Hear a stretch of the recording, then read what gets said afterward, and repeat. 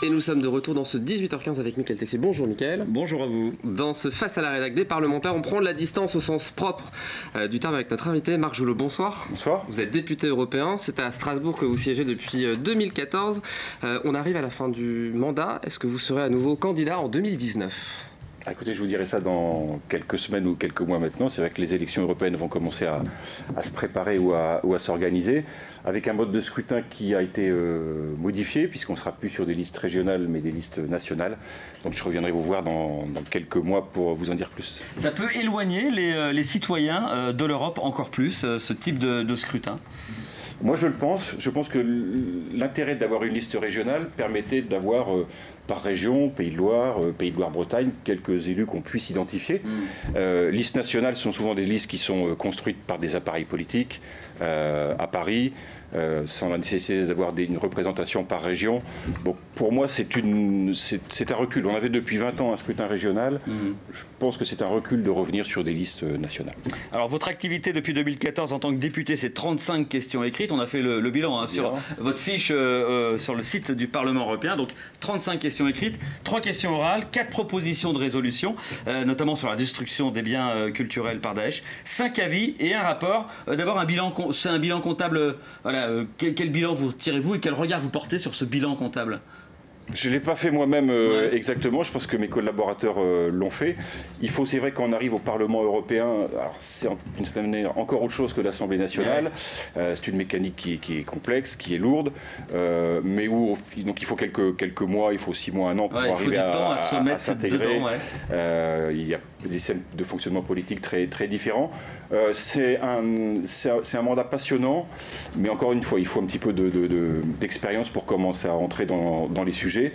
C'est assez technique, assez pointu. Il faut des bonnes équipes autour de... Ça vous a surpris ça parce que vous avez été député à l'Assemblée nationale. Oui. Le travail ne porte pas sur le même type de projet et la manière de faire est différente. Alors la manière de faire est différente parce qu'il n'y a pas au Parlement de majorité absolue. Donc quand vous voulez travailler sur un sujet, sur un projet de directive, de questions, il faut d'abord travailler avec d'autres groupes politiques. Trouver des accords, des compromis, des consensus. Donc ça, c'est très différent dans l'appareil. Et puis on travaille peut-être moins dans l'instant, sur l'immédiateté, sur l'actualité qui fait celle des médias. On est beaucoup plus sur du temps plus long.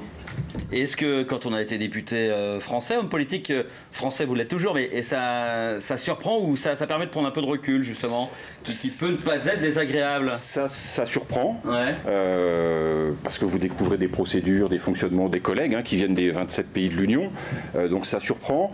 Et en même temps, c'est assez agréable parce qu'on prend du recul, on prend d'une certaine manière de la hauteur. On voit que sur des sujets, les réponses ne doivent pas être systématiquement uniquement nationales, mais à une échelle plus globale. Et le regard justement que portent les politiques français sur ce qui est fait en Europe et le vôtre inversement est différent. J'imagine que sur un même thème, en tant que député européen, vous n'avez pas le même regard que vos collègues qui sont à l'Assemblée nationale, et pourtant du même bord politique. Tout à fait.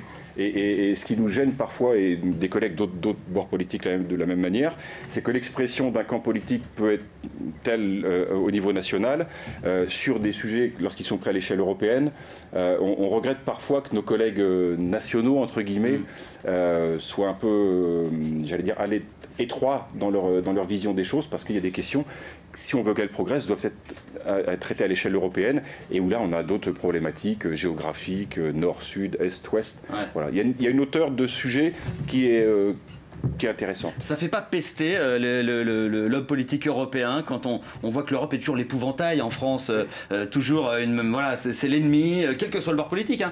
C'est toujours cet horizon-là, un peu lointain et dont on veut s'éloigner souvent. Ce qu'on regrette parfois, c'est le double discours. C'est-à-dire qu'on peut tenir, certains responsables politiques, un discours quand on est à Strasbourg ou à Bruxelles, et puis un autre quand on revient à Paris ou en France. Je pense qu'on aurait besoin de plus de cohérence dans les analyses et les discussions. Et puis bien souvent, ce qui est décidé à Bruxelles, comme on le dit souvent, c'est d'abord décidé par des pays, par des ministres qui défendent des positions nationales. Ce qui se passe à l'échelle européenne, c'est d'abord ce qu'ont voulu les États et les élus. Et donc c'est souvent assez faux de faire porter. Alors l'Europe a beaucoup de défauts, hein, là c'est pas la question, mais c'est en même temps faux les caricatures ou de vouloir pointer systématiquement les technocraties. Oui, c'est ça. Et le manque de regard, le fait que l'Europe est uniquement technique, c'est ça le regard qu'on a en France. Oui, et alors que c'est pas ça. Les ministres nationaux et notamment les ministres français ont un point important à Bruxelles. Le Parlement européen a vu ses pouvoirs renforcés également. Donc souvent on reporte sur l'échelon européen des insuffisances que l'on peut avoir dans les faits, dans l'action ou dans les discours au plan national. On en parlait, hein, les élections c'est l'année prochaine. Est-ce que ce type de discours n'entraîne pas toujours ce mal qui est cette distance toujours et encore entre le citoyen et l'Europe qui paraît extrêmement lointaine? Parce qu'on ne parle pas suffisamment d'Europe et d'enjeux européens, j'allais dire, au fil du temps, tout au long de l'année à l'échelle nationale. Et puis on ne prend pas assez peut-être le temps, mais c'est vrai pour les élus, c'est vrai pour les médias parfois, de prendre en considération la complexité des enjeux à l'échelle européenne. Et pourtant c'est là où sur un certain nombre de sujets, il faut trouver des solutions, des pistes, des voies pour avancer. Les solutions strictement nationales sur un certain nombre de sujets ne peuvent mener qu'à l'impasse. Et effectivement, la facilité, c'est la critique de l'échelon européen. Et on voit la montée des nationalismes dans un grand nombre de pays en Europe. Il y a beaucoup de pays qui sont en situation politique difficile. Moi, je serais plutôt partisan d'avoir un discours de franchise à l'échelon national, à l'occasion des élections, pour dire ce que peut faire l'Europe, ce que ne doit pas faire l'Europe. Et en même temps, là où l'Europe n'a pas à intervenir, parce qu'il faut que les États gardent les prérogatives qui sont les leurs. C'est l'exemple de la question des questions migratoires. C'est souvent celle-ci. C'est là où l'Europe est pointée et les pays essaient de faire ce qu'ils peuvent, ce qu'ils veulent. En tout cas, l'argument européen arrive toujours à un moment ou à un autre. Est-ce qu'on ne peut pas faire mieux, aller plus loin? Est-ce que l'Europe joue pleinement son rôle, selon vous? Ce qui est sûr, c'est que le défi migratoire à l'échelle du continent, il est extrêmement important. Il est à la fois derrière nous et encore devant nous. Il fait monter dans un certain nombre de pays les nationalismes. Hein, on le voit notamment en Hongrie, en Pologne, mais pas simplement dans d'autres pays également. C'est un défi nouveau pour l'Europe, où elle doit partager des options et une volonté politique forte. Ce qui est compliqué parce qu'aujourd'hui, il y a une forme d'instabilité politique dans beaucoup de pays en Europe. On le voit en Hongrie, on voit le départ de l'Angleterre, on voit la situation compliquée en Espagne, les élections italiennes où il n'y a pas de majorité. Donc quand les pays n'arrivent pas à construire quelque chose de commun, c'est difficile. C'est un vrai défi pour l'Europe. Et en même temps, un exemple tout bête, la semaine dernière, on a voté au Parlement européen les budgets sur un certain nombre de sujets, et notamment sur Frontex, qui est l'embryon de l'Agence européenne pour les protections des frontières. Quels sont les partis politiques qui en même temps critiquent l'Europe et ne votent pas ces budgets? C'est l'extrême gauche et le Front National parmi la délégation française. J'aimerais bien qu'on voit un petit document, une photo. Vous parliez de vote, mais justement, il y a un autre vote dont j'aimerais que l'on parle. C'est, voilà, Report Julo. C'est comme ça qu'on parle de vous là-bas en anglais, j'imagine. C'est comme ça que ça se dit avec l'accent. En fait, c'est un rapport que vous avez écrit. C'est le 7e rapport sur la cohérence économique, sociale, etc. en Europe. Et donc, c'est comment les finances européennes arrivent à irriguer les territoires de manière cohérente. C'est ça l'importance de ce rapport qui a été voté?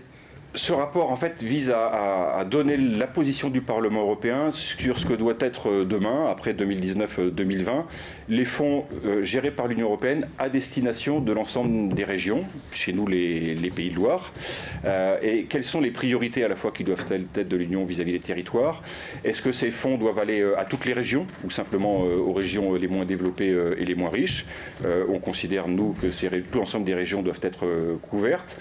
On veut une Europe qui soit beaucoup plus simplifiée dans les procédures pour celles et ceux qui veulent bénéficier de fonds européens, que les procédures soient moins lourdes, qu'on ait en même temps des priorités qui soient clairement définies, les infrastructures, la recherche, l'innovation, le soutien aux entreprises. Voilà, c'est pour définir quels sont les objectifs du Parlement sur cette politique européenne vis-à-vis des régions, qui est extrêmement importante. C'est la deuxième politique de l'Europe en termes de budget. Alors vous êtes député européen mais aussi maire de Sablé-sur-Sarthe. Il y a plusieurs dossiers locaux d'actualité, notamment cette virgule de Sablé, Michael. Cette virgule qui depuis 6 mois est inopérante, pas de train à cause d'un problème. Le problème, on a du mal à l'identifier. La conséquence, c'est que les trains ont tendance à disparaître des écrans radars. Donc il y a une vraie question de sécurité. Pas de train sur cette virgule de Sablé depuis 6 mois et les choses ne semblent pas avancer. Non, c'est une grande déception pour Sablé et pour la région sabolienne. Ce train devait permettre en TER des liaisons Nantes, Angers, Sablé et puis ensuite Laval-Rennes. Donc c'était une ouverture sur la Bretagne pour les habitants de la région de Sablé, mais au-delà pour les Angevins, pour les Mayennais.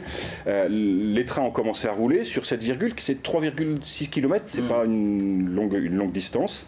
Et puis brutalement, on nous indiquait que, alors pour faire simple, le train disparaissait des radars. Par mesure de précaution, les trains ont été supprimés depuis plus de 6 mois maintenant, et nous n'avons, de la part de la SNCF, de la part de RFF, aucune information sur les raisons exactes de ce dysfonctionnement, et surtout sur la date à laquelle ces trains pourront à nouveau fonctionner. La SNCF communique très peu, voire pas du tout, c'est ce qu'on lui reproche, pour qu'elle nous donne quelles sont ses recherches, quelles sont les perspectives, les solutions qu'elle peut... Vous êtes l'élu dans le local, dans le flou. Voilà, il n'y a pas simplement que les trains qui ont disparu entre guillemets des radars, il y a la SNCF, puisque on est sans commune mesure en termes d'information. La région et Christelle Morancé se battent pour que la SNCF mette les moyens nécessaires pour régler cette situation, pour qu'elle communique vis-à-vis des collectivités qui sont sans nouvelles, Sablé, Laval, mais voilà, sans perspective. C'est assez incompréhensible et en tout cas très problématique pour des habitants, des lycéens, des étudiants, des salariés qui commençaient à prendre l'habitude de se rendre à Laval, à Rennes pour travailler. Et qui maintenant ils vont en voiture, n'y vont pas. Voilà, il y a eu des cas, mais c'est l'habitude. Donc voilà, c'est une vraie incompréhension et surtout c'est de ne pas avoir de perspective. Deuxième thème sabolien, vous cherchez à revitaliser votre centre-ville. Vous aviez candidaté en gros pour une subvention d'État en collaboration avec La Flèche. La Flèche a été élue, pas Sablé. Vous avez des explications ou pas là-dessus? Toujours pas. À ce jour, pas d'explication. Quelque chose, voilà, sur lesquels on n'a pas compris en fait les raisons pour lesquelles nous n'avions pas été retenus. On travaille aujourd'hui avec les services de l'État pour voir dans quelle mesure le binôme sur lequel nous avions candidaté pourrait pas finalement être retenu par les services du ministère de la Cohésion. Moi, j'ai écrit au ministre pour avoir des explications et pour lui demander non pas de rajouter à une ville à la liste des 200 et quelques qui a été publiée, mais de faire en sorte que le binôme puisse être reconstitué pour bénéficier de cette politique. Qui permettrait donc de rénover, d'avoir de l'argent pour rénover le centre-ville. Voilà. Merci Marc Jolot d'avoir été notre invité. Merci à vous. C'est la fin de C'est face à la rédac.